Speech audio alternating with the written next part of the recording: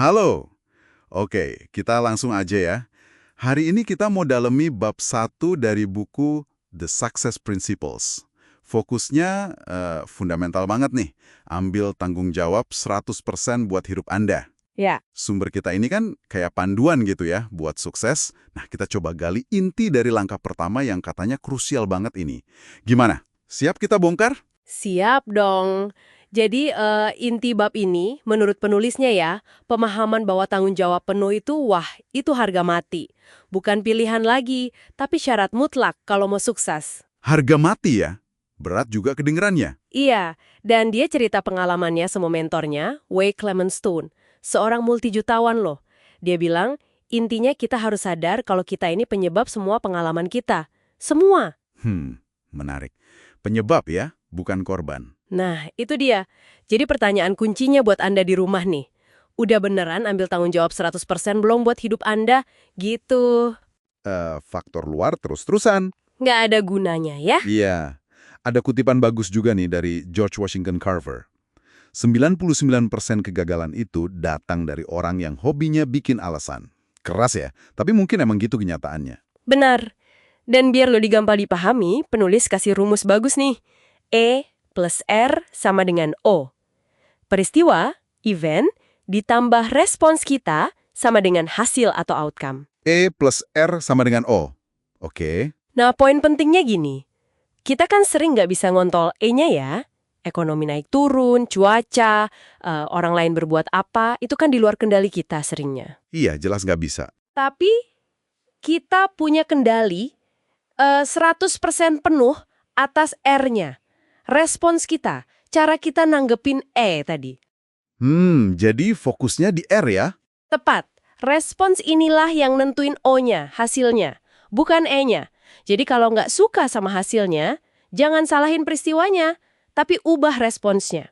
Pikiran kita, omongan kita, tindakan kita, sampai dapat hasil yang kita mau. Oke, ini kayak membalikan cara pandang ya. Kalau biasanya kita mentok di E, sekarang kita diajak fokus ke R. Ada contohnya nggak di buku biar lebih kebayang? Ada contoh bagus banget. Dua pengemudi sama-sama kejebak macet parah gara-gara gempa. Peristiwanya sama nih, E-nya sama. Oke. Pengemudi pertama, R-nya di mana? Marah-marah, nyalahin gempa, lalu lintas, pemerintah, wah semua disalahin. Hasilnya, O-nya. Ya stres, darah tinggi naik mungkin, waktunya kebuang sia-sia. Bisa dibayangin sih. Pengemudi kedua, R-nya beda. Dia tenang, mungkin udah siap-siap dari rumah gitu ya. Dia manfaatin waktu macet buat dengerin audio belajar bahasa Spanyol atau baca buku sambil minum kopi dari termos. Wah, jauh beda ya? Jauh banget. Peristiwanya sama, macet total. Tapi respons beda, hasilnya juga beda total. Yang satu produktif, yang satu malah ngerusak diri sendiri kan? Iya. Ini langsung nyambung ke soal ngeluh berarti ya. Kalau pakai rumus tadi, ngeluh itu sebenarnya R yang kita pilih. Tapi R yang pasif gitu ya. Nggak menghasilkan O yang lebih baik. Nah, tepat sekali. Mengeluh itu ya respons juga, tapi respons yang nggak memberdayakan. Penulisnya bilang pilihannya cuma dua ya. Terima aja keadaannya, stop ngeluh. Atau ya ambil resiko, lakukan sesuatu buat ngubah keadaan itu. Jangan cuma diam sambil ngedumel gitu kan. Betul, do something about it katanya. Dan ada lagi nih yang menarik soal peringatan dini atau yellow alerts.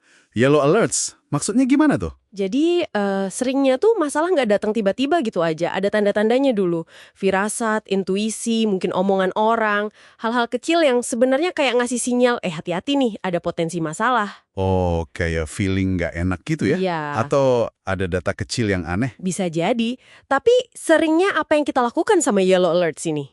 Seringnya sih diabaikan ya. Pura-pura nggak lihat atau nggak ngerasa. Nah, kenapa kira-kira? Karena seringkali kalau kita perhatiin peringatan itu, kita harus ngelakuin respons yang nggak nyaman. Bener juga. Mungkin harus ngomong terus terang, konfrontasi, atau ambil keputusan yang susah gitu ya. Jadi mending nggak usah dilihat aja deh. Iya kan? Lebih gampang menghindar. Sampai akhirnya masalahnya beneran kejadian, terus kita kaget. Loh kok bisa gini? Padahal alarmnya udah bunyi dari jauh-jauh hari. Jadi ngabaikan peringatan itu juga bagian dari nggak ambil tanggung jawab 100% dong? Tepat sekali. Itu juga bentuk pilihan respons. Respons untuk menghindar, menunda. Hasilnya, ya kita dapat O yang nggak kita inginkan, terus mungkin balik lagi nyalain E, muter aja di situ terus. Lingkaran setan yang mesti diputus. Oke, oke. Jadi kalau ditarik kesimpulan besarnya nih dari bab ini, hidup kita sekarang ini ya akumulasi dari semua pikiran dan tindakan kita di masa lalu, gitu ya. Bisa dibilang begitu. Tapi yang penting, dan ini yang bikin kita punya power sebenarnya, adalah kita punya kendali penuh atas pikiran, perasaan, omongan, dan tindakan kita sekarang, saat ini. Termasuk apa yang kita masukin ke pikiran kita.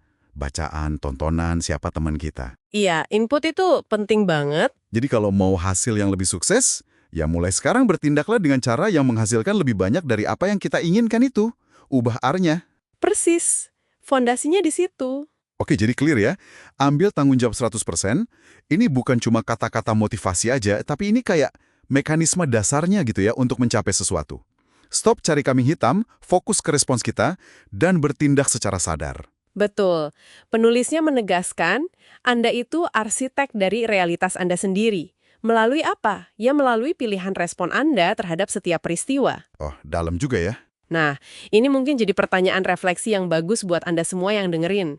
Coba deh pikirin, di area mana dalam hidup Anda sekarang, Anda mungkin belum 100% ambil tanggung jawab.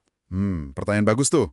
Dan kalau udah ketemu areanya, coba pikirin satu aja deh. Satu respons berbeda apa yang bisa Anda pilih untuk mulai Anda terapkan, mungkin mulai hari ini atau besok, untuk mulai mengubah hasil di area itu. Satu aja dulu. Oke.